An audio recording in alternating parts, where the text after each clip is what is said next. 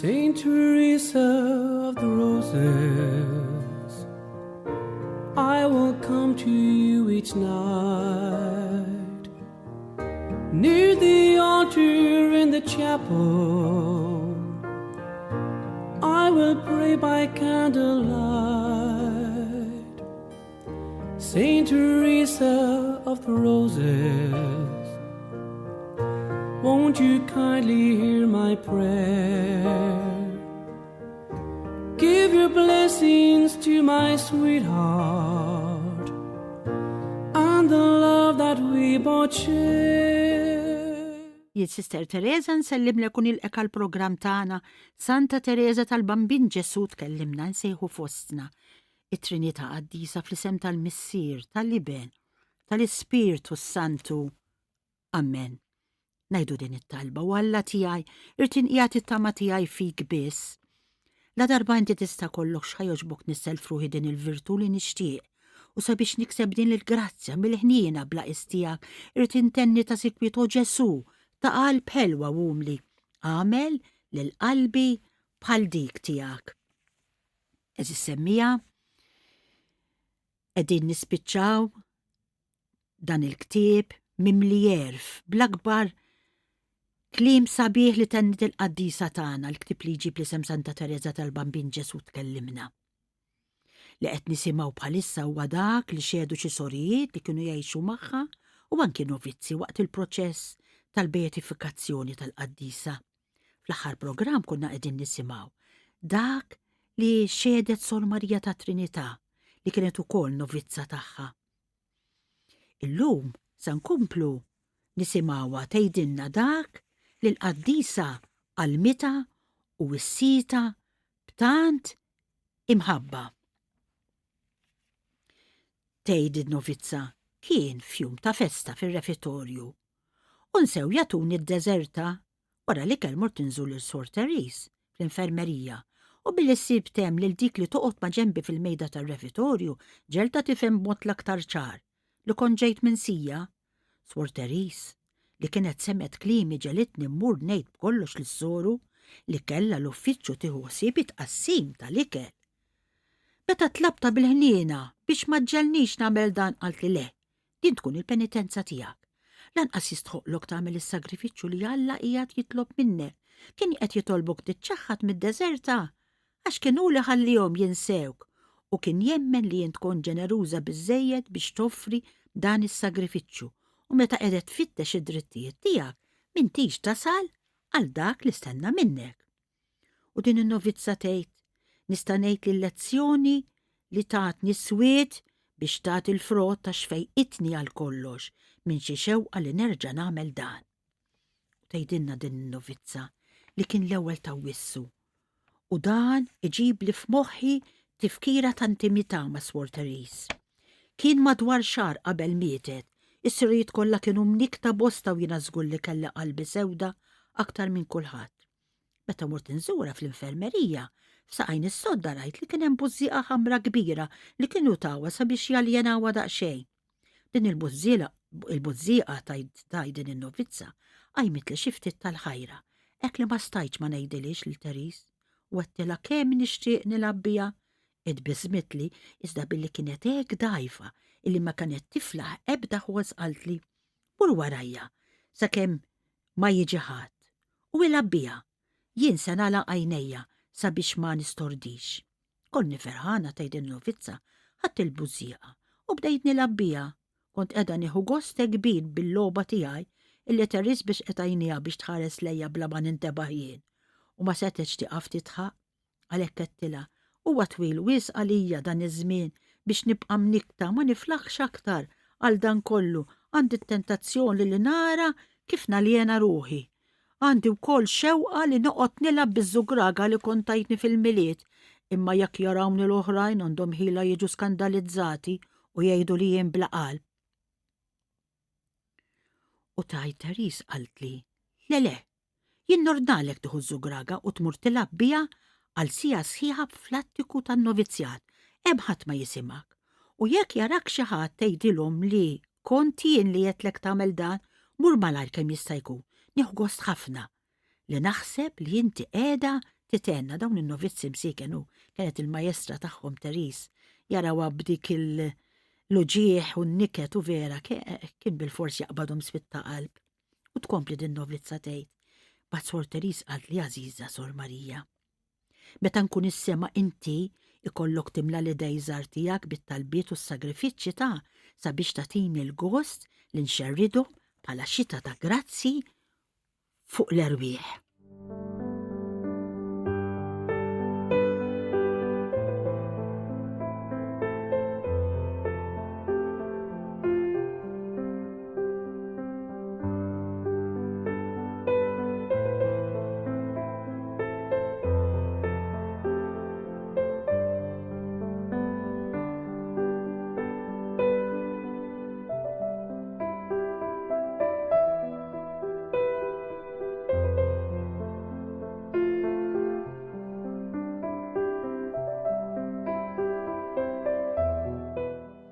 Kien Settembru u din in-novizza Sor Marija ta' Trinità tgħidilna ġimgħa qabel ma mietet Teris filgħaxija bqajt nibki l-ħin kollu għax bdejt naħseb fuq il-mewtek qrib tagħha. Intebħed b'dan u qalt li kont qiegħda tibki. Id-dmuħ ġbartu fl-artzella qaltilha, artzella li l-qaddisa kienet tuża. Meta tbitter xi ħaġa lil din in-novizza tagħha li kienet taqbad tibki malajr, kienet qaltilha tiġbor id-dmuħ tagħha f'din l-artzella bil-ħsieb li tieqaf mill-biki tagħha. U din tajt jiena kont qiegħda nikbi. Ma stajtx nikdbilha. U dan nikkita lil Teris għalhekk qalt li jien semmut. Iżda ma nkunx kalma dwarek jekk ma twednix li timxi bil-fedeltà fuq ir-rakkomandazzjoni tiegħi jien noqgħod dan u noddu ta' siwi l-aktar kbir jekk tobdini għal ġitta ruħek qaltilha. Ma stajt ma nċedix qalet in-novizza għalhekk tajta l-kelma tiegħi fuq hekk. Dan kollu tlabta bħala grazzja għal permess li nkun nista' almenu nibki bil-libertà kollha fil-waqt ta' mewta. U din in-novizza tissemmija tirrakkonta mnikta u tgħid. Wara l-għasar ta' jum il-mewt tagħha mort fl-infermerija fejn sibt lil din il-qaddejja Alla tajt Teris tissilet b'kuraġġ li xejn ma seta' inaqsilha fl-aħħar taqbidiet tal-agonija tas-sew tal-biża' tagħha. Idejha kienu koħol rabtithom flimkien b'uġieħ kbir u għajtet bleħen li bħala riżultat tas-sofferenza l-aktar ħarġa tagħha kien ċar u qawwi. O Alla tiegħi bdiet tajt ħenna lija, o Marija ejja għenni Alla tiegħi kemm qiegħda nsofri. Il-kalċi huwa mimli sax-xifer. Qatt ma naf kif immut. Din in-novizza bdiet tisma' dan il-kliem kollu ta' Teris. Il-Mati Superjura li kienet ħdejja qaltilha kuraġġ Teris. Dal-waqt tasal fit-tmiem ftit ieħor u kollox ikun intemm. U Teris wiġbitha. Le madre, qatt mhux it-tmiem, inħoss li għad irrid insofri b'dan il-mod għal xhur sħaħ. Marella tissemmija qiegħda f'din id-batija u tgħid lesta mbagħti għal xhur sħaħ. U l-Mati Superjura staqsita. U jekk din tkun ir-rieda ta' Alla li jħallik fuq is-salib għal żmien twil, taċċetta u b'aċċent ta' eroiżmu barra mis-soltu wieġbet. Iva, hekk irrid ta' bilħaq. U dak il-ħin rasa waqgħet lura fuq l-imħadda barja hekk kalma u hekk lesta għar-rieda ta' Alla illi bastajniex inżommu dmuħ kienet tidher għal kollox bħal xi martri jistenna dbatijiet ġodda. Novizza tgħid jien ħrex mill-infermerija għax ma flaħċ aktar inħares lej spettaklu hekk ta' dwejja. U ma rġajtx dħalt li flimkien mal-komunità kollha fl-aħħar ħin hekk li kont ċud tal-ħarsa estatika, sabiħa u twila tagħha fl-aħħar ta' ħajjitha li kien il-ħamis 30 ta' Settembru 1897 fis-7 ta' filgħaxija qalet.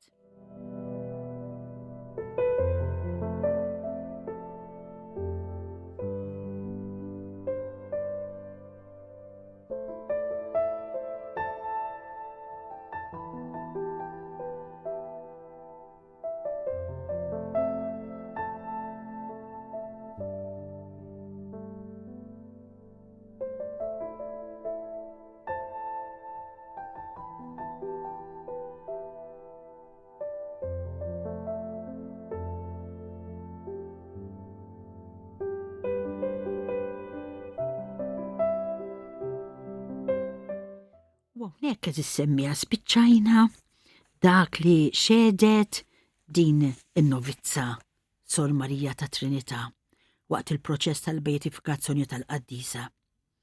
Issa se nisimgħu ix-xhieda ta' soru oħra li jisimha Suor Teresa ta' Sant'Ugustin.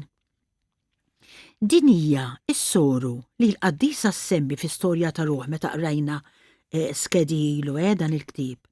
Bħal dik li kellha antipatija naturali leha, imma li Teres fiċċetturija l-akbar imħabba u tagħtiha li sbaħt bis-sima. Wara l-mewt tal-qaddisa, din is-soru kitbet dak li jifhemet min-naħa tagħha f'tifkiriet ta' ħbiberija qaddisa. U tgħidilna din is-soru kien l-ewwel ta' Lulju. U jien lil Teres staqsejta għejdli, kellek taqbidiet ġewwenija u ġbitni iva, skun li kelli. Jiena minn innifsi ma kellix natural komdu, dan ma kienx jidher minn barra, iżda jiena nħossu ħafna u nista' niżgurak li ma kienx hemm jum bla tbatija lanqas wieħed biss. Qedtilha, imma hemm xi wħud li jaħsbu li inti ma kellek ebda taqbida ġewwenija, qalt li il-ġudizzju tal-bnedmi għax ma jarawx, ma jemnux. U tkompli dis-soru tajt imbagħad qedtilha hemm xi sorijiet li jemnu li inti se tġarrab il-biża' tal-mewt. Qalt li sa issa ma ħassejtx dan il-biża', jekk jiġi fuqi nara kif inġarbu. Dan ukollu jekk ikolli nġarrab dan il-biża' ma jkunlix biżżejjed biex isaffini għax ma jkunx aħjar mill-ilma mħallat bil-kloru bil-potassa. Dak li għamilli dan taf x'inhuwa? In-nar tal-imħabba qaltilha. In-nar tal-imħabba. U hawnhekk għandna soru oħra tissemmija li xedet ukoll fil-proċess tal-beatifikazzjoni tal-qaddisa u din hija Sor Marija tal-Anġli. Din is-soru kienet majjistra tan-novizzi meta daħlet il-qaddisa fil-monasteru tal-Iżje. Tgħidilna jum minnhom waqt il-komunità kienet madwar is-sodda tagħha uħta Pauline qaltilha mhux se titfa' ftit fjuri fuq il-komunità u Teres weġbitha le oħt. Nitolbok biex ma tgħidlix nagħmel dan, ma rridx nitfa' l-fjuri lejn il-ħlejjaq, lesta nagħmel dan lejn il-Verġni Mbirka jew San Ġusepp, iżda lejn ebda ħlejqa oħra. U din Sor Marija tal-Anġli tgħidilna. Fil-jiem ta' qabel ma mietet, konna ġarrejna is-sodda tagħha fid-dawra tal-kjostru. Uħta Mari kienet tieħu ħsieb tal-ħamrija fil-kjostru, qaltilha ara Teres, din ir-rimja qiegħda tmut, ħanqaċċata. Imma Suor Teres b'ton ta' ħniena u ta' talba ħerqana wiġbitha Mari. Oħti, jiena ma nifhmekx, tajjeb nitolbok minn qalbi sabiex għalija li qiegħda mmut lil din ir-rimja msejkna tħallila l-ħajja. Kellha tisħaq fuq dan, iżda fl-aħħar ix-xewqa tagħha ġiet imwettqa. Ġifieri din Mari obdieta ma qaċċtietix biex tikkuntenta lill-uħta li kienet daqshekk dgħajfa qed tmut ġiveru.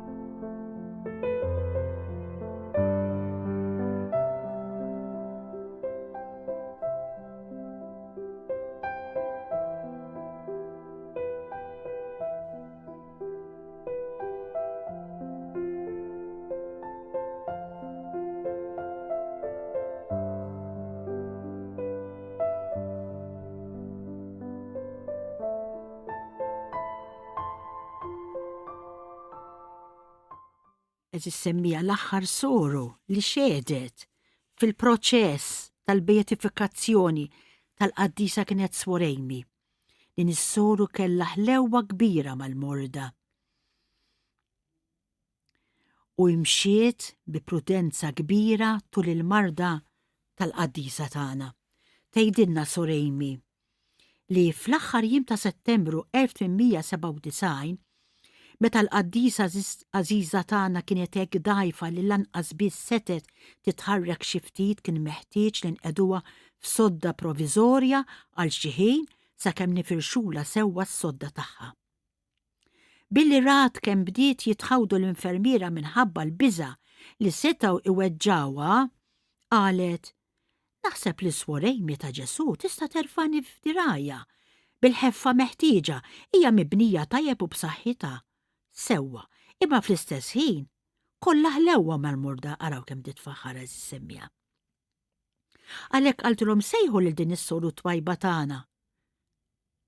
U din ġiet ħadet fuq dirajja godlija lil marida ċkejkna u qaddisa tagħna bħalli kieku refet xi pis ħafif. F'dan il-waqt x'il-anġlu tagħna Teris dawlet idejha ma' onqa, radditilha ħajrbit bissima hekk mimlija fett li din is-soru qatt ma setet tinsa din id-bissima hekk ħelwa. Saħansitra saret għaliha bħala kumpens għad-dwejjaq tagħha li kienet il-waħdanija mill-komunità li ma kienitx semet il-qampina tal-infermerija d-doq biex issejjaħ lis-sorijiet fl-aħħar waqt ta' qabel il-mewt l-aktar sabiħa laqgħet seħħet fil-Karmelu tal-Iżje. Allura din is-soru tħoss li għalkemm ma kienx preżenti waqt il-mewt sabiħa tal-qaddisa kellha dejjem quddiem għajnejha dik it-tbissima ħelwa li tagħta l-qaddisa meta refata sakemm firxula s-sodda. U Amy tgħidilna meta staqsejniha bliema isem kellna nsejħula biex nitolbuha meta tkun fis-sema, il-qaddisa weġbitna bl-umiltà sejħuli Teris iċkejkna.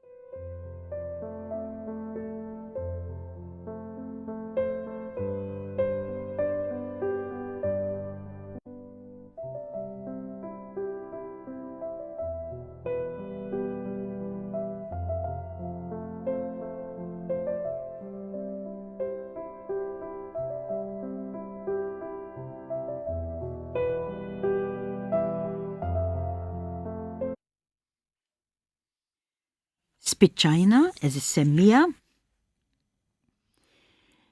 dak li xedu fil-proċess tal-bejtifikazzjoni tal-qaddisa u issa se nisimgħu l-aħħar ħsibijiet tal-qaddisa imniżla f'xi jietri dwar il-marda tagħha minn April sa Settembru tal-1897.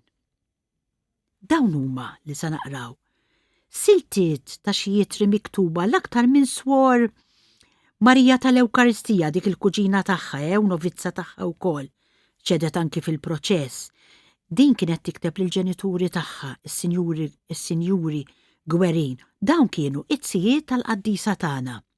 Se nisimgħu siltiet oħra li huma meħuda minn xi jietri ta' ħut il-qaddisa lill-istess tzijiet li dawn kienu dejjem moħħhom fin-neputija ċkejkna u qaddisa tagħhom.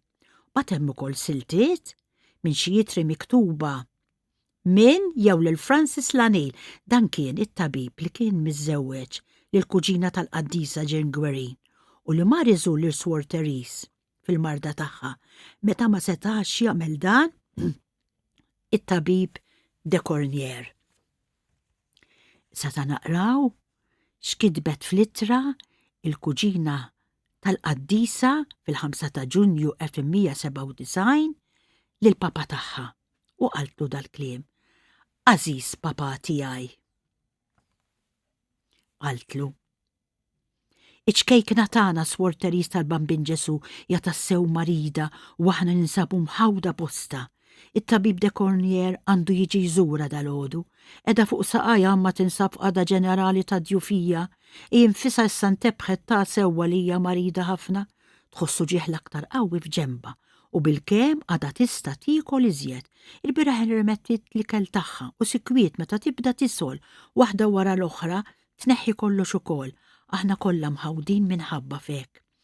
Il-Madra Superjura qiegħda tieħu ħsieba tajjeb ħafna, ma tistax tagħmel aktar. U billi Suor Teris tal-Bambin Ġesu qed tinbidel ħafna, qaltlu papa nixtiequ neħdula ritratt tal-festa tal-Madra Superjura tagħna, iżda jekk tibqa' sejra kif inhi bħalissa sal-aħħar tal-ġimgħa d-dera tagħha tkun hekk ħżienet illi ma jistax ikun li noħolmu li nagħmlu dan. l-aktar jiktab it-tabib de Cornier jorna l-vizikanti da kienu treatment li jweġġawa, dwar dawn fil-qada dajfa li tinsab fija żgur li ma tiġix ftaħħa malajr wara li jagħmlu għomla. Nibża li qiegħda ninkwitak għażiż papà tiegħi, imma aħna qed inħossuna hekk bla kwiet kieku tista' tara kemm marret lura fl-aħħar ġimgħa ukoll minn meta rċivejt il-velu jiena x'din il-kuġina ġiet mogħtija l-velu ta' wara l-professjoni fit-2 ta' Ġunju mal-qaddisa ma marritx għax kienet tinsab f'qagħda li tidher mifnija l kollox. Kif tgħidilna infisha papà xi drabi tħossha f'agoniji li se jwasslu għall-mewt, tħoss li l-ħajja se titlaqa ma tistax il-mamata qaltlu jekk joġobha tibatilha xi żewġ platti għaliha. Fl-aħħar mill-aħħar tista' tagħżel xi ħwejjeġ żgħar imma tajbin li jagħmlu tajjeb lill-anġlu ċkejken tagħna nemmen li dalwaqt se ttir lejn is-sema. Braħ fil-għaxija tafx qaltilna pa li mmut ikun ta' għena għalija u li ngħix ukoll għax jiena rrid biss dak li jrid Alla kollox għal imħabtu. Aħna qegħdin nagħmlu novena lil Sittna Marija tal-Vitorji u l-Madre Superjura ħasbet sabiex hemm jitqaddes xi qudies għaliha. Barra minn hekk, waqt din in-novena qiegħda tqeddilha l-ilma tal-Lurd f'kull ma tieħu. Biraħ fil-għaxija dil-qaddisa tagħna Sor Teris qaltilna il-Verġin Birka jew sejra tfejjaqni jew sejra toħodni magħha. Din il-qagħda ma tistax iddum wisq qaltilna. Aħna, papà, għandna fiduċja kbira f'Sittna tal-Vitorji. U din spiċċat billi kitbet insellimlek, għażiż papà, u jien ukoll se nsellem lilek u nirringrazzjak li kont magħna għal dan il-programm. Il-paċi miegħek.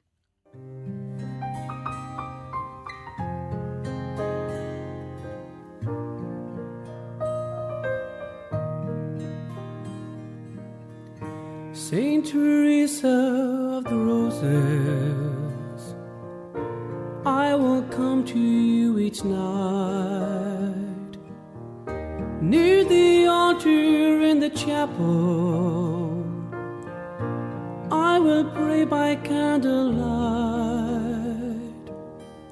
Saint Teresa of the Roses, won't you kindly hear my prayer? Give your blessings to my sweetheart and the love that we both share.